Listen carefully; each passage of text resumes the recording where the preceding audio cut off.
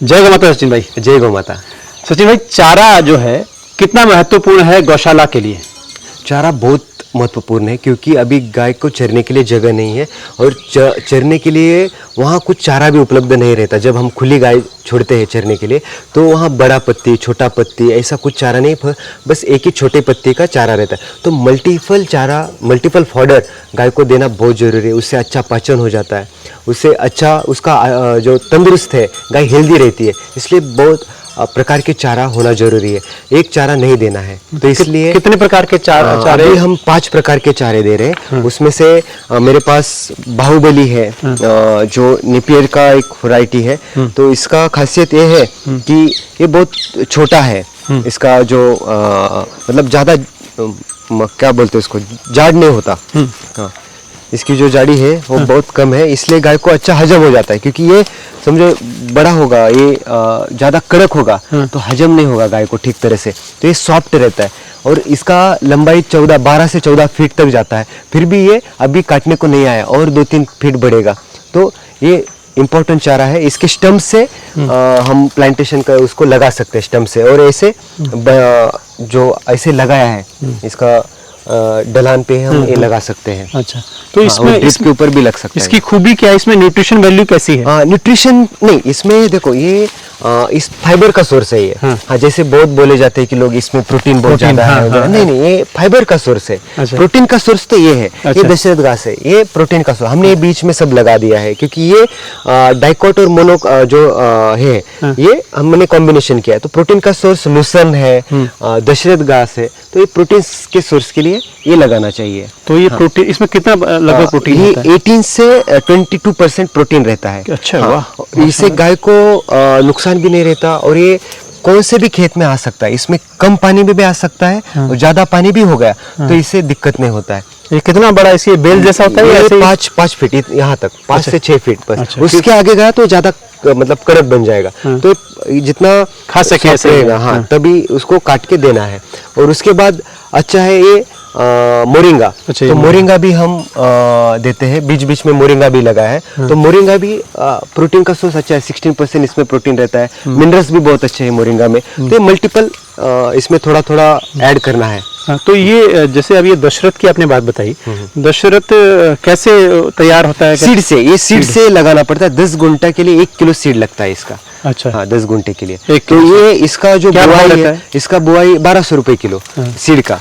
और इसका बुआई जितना आप हिट में करोगे, हाँ, गर्मियों में, मतलब फरवरी से मई तक इसका जर्मिनेशन बहुत अच्छा होता है। अच्छा। और बाद में भी कर सकते हैं लेकिन जर्मिनेशन कम होता है और ये मरता नहीं है। ये कितने भी साल चलता रहेगा। अच्छा, हाँ, तो ऐसे हर साल लगाना पड़ता है? नहीं, ये एक बार लगा दिया ये मरेगा ही नहीं। आप मारना चाहोगे उसको तो भी मरता नहीं है। अच्छा। ये लाइफ टाइम होगा ये। अच्छा, तो इसे काटेंगे कहाँ से?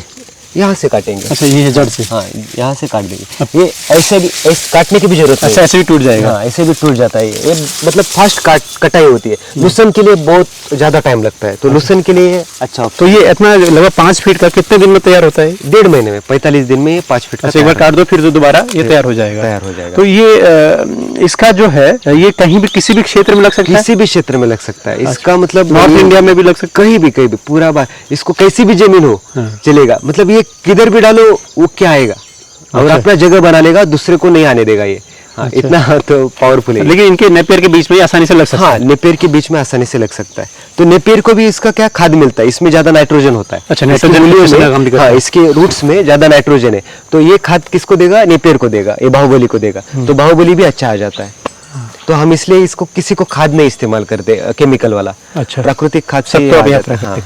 तो आप ये लोगों को प्रोवाइड भी कराते हैं? हाँ, लोगों को स्टंप दिलाते हैं, कुरियर द्वारा, एसटी पार्सल द्वारा स्टंप चले जाते हैं। इसको 10 गुंटा में 5000 स्टंप लगते हैं। अच्छा, मतलब 1 गुंटा में 500 स्टंप इसके लगते हैं। 2 बाय 2 फीट के ऊपर इसका बुआई करनी है। तो क्या इसका गांठ का क्या प्राइस होता है? एक स्टंप का 1 रुपए रहता है। 1000 रुपए में 1000 स्टंप जाते हैं। तो आप कैसे भेजते हैं यहाँ से? एसटी पार्सल और कुरियर से।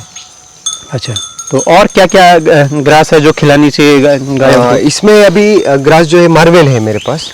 हाँ, मार्वेल जो है वो मतलब मिठास है, उसमें मिठास रहती है। और राहुरी विद्यापीठ जो है उन्होंने संशोधित किया है और उसे ही अलग अलग जगह पे, जैसे जिंजवा बोला जाता है किसी जगह पे। अच्छा, यही जिंजवा है? हाँ, यही जिंजवा है। अच्छा, तो जिंजवा तो गुजरात में भी काफी होती है। हाँ, वो वहाँ गुजरात में जिंजवा बोलते हैं, अलग अलग जगह पे उसके अलग अलग नाम है। महाराष्ट्र में ये जो नाम दिया है मारवेल दिया है। अच्छा, क्योंकि मैंने गोपाल भाई से कई बार बात करता हूँ, हाँ। तो जिंजवा को लेकर बड़ा प्रेरित करते हैं लोगों को। बराबर, नहीं जिंजवा है ही अच्छा। हाँ।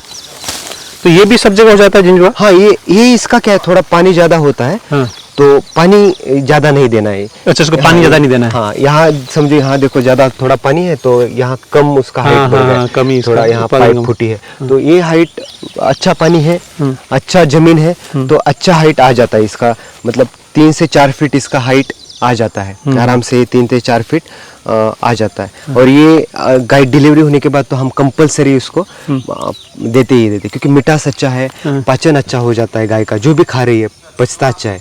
क्योंकि आप बहुत न्यूट्रिशन दे रहे हैं गाय को, लेकिन वो पचेगा ही नहीं तो कुछ फायदा नहीं। तो आप अच्छा प्रोटीन वाला घास दे दो और पचाने के लिए ये मारवेल दे दो, तो अच्छा कॉम्बिनेशन बन जाता है। तो क्या, अच्छा ये बताइए कि जैसे ड्राई गाय, प्रेग्नेंट गाय और मिल्किंग गाय, इन सबको अलग अलग तरह का घास नहीं, खिलाना चाहिए? हम अभी नहीं देते वैसे, क्योंकि हमको गोबर भी अच्छा चाहिए। दूध तो हमें है ही, लेकिन गोबर भी अच्छा है, इसलिए हम पूरा उसको कॉम्बिनेशन में सबको देते हैं, एक जैसा ही चारा देते हैं। अच्छा, एक जैसा चारा देते हैं। बस ब्याने के बाद खाली हम थोड़ा 7-8 दिन अच्छा एनर्जी लाने के लिए ये मारवेल देते हैं ब्याने के बाद। हाँ, और ब्याने से पहले समझो गाय थोड़ा खाना कम करती है तो ये मारवेल वहाँ देते हैं। तो और चारे के अलावा कुछ ऊपर से कुछ कई लोग दाना देते हैं, कई प्रकार के और कंसंट्रेटेड फीड भी देते हैं, तो क्या इस तरह की भी जरूरत होती है? देखो, हम अभी इसकी जरूरत होती है, कलयुग की अंधश्रद्धा है। मतलब बाहर के जो पशु खाद्य बोलते हैं, पैलेट्स है बाहर के, जो बहुत सारे केमिकल से बनते हैं, उसमें ना जाने कितने हार्मोन डाले जाते हैं दूध को बढ़ावा देने के लिए। उस पे जो डालते हैं हार्मोन, उसमें किसी का कंट्रोल नहीं है कितना डालना चाहिए। तो वही हार्मोन्स गाय में आके पूरा हार्मोन इम्बैलेंस हो जाता है गाय का, तो गाय बहुत खराब हो जाती है। दूध आपको बड़े 2-4 लीटर ज़्यादा मिलेगा, लेकिन वो हार्मोनल इम्बैलेंस वाला दूध मिलेगा। तो वो दूध जब पिएंगे तो आपका भी हार्मोन्स इम्बैलेंस हो जाएगा, बीमारी जल्दी हो जाएगी। जैसे बोला जाता है कि दूध की वजह से डायबिटीज़ हो रहा है, ज़्यादा बीमारी आ रही, तो वो सही है, क्योंकि हम गाय को जब पॉइजन खिला रहे तो दूध में ही पॉइजन आएगा। इसलिए बाहर का हम कुछ भी नहीं देते, पूरा आयुर्वेद से जो हर्ब्स है, जड़ी बूटी है, वो हम उनको कॉन्सेंट्रेट में खिलाते हैं। और दाने में हम सिर्फ खल्ली देते हैं, चोकर वगैरह ज़्यादा कुछ नहीं देते। खाली ठंड में उड़द का दाल वगैरह वो भी थोड़ा देते हैं, क्योंकि वो उसका खाना नहीं है, उसका खाना पत्तियाँ है।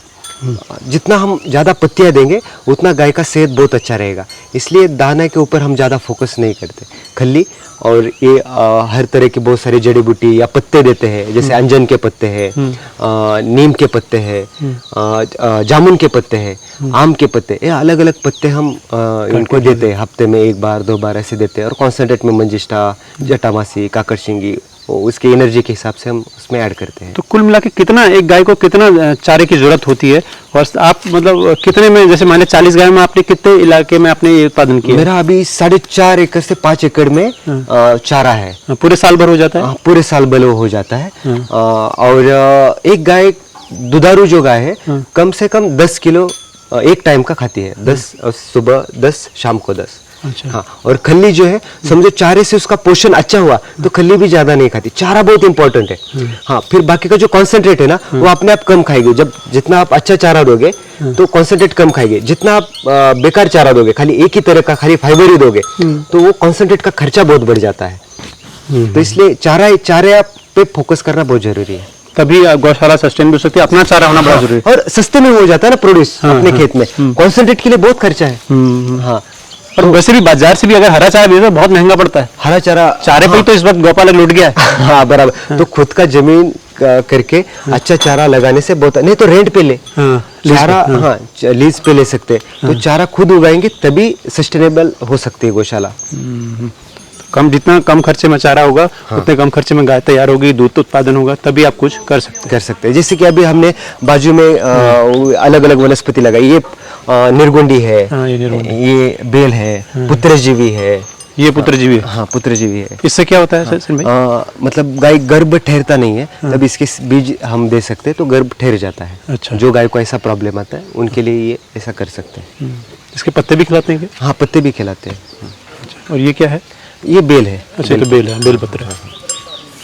तो दोस्तों ये चारे को लेकर हमने जानकारी दी कि चारा कितना ज़रूरी है और क्या क्या चारा कितने न्यूट्रिशन वैल्यू के साथ खिलाना चाहिए।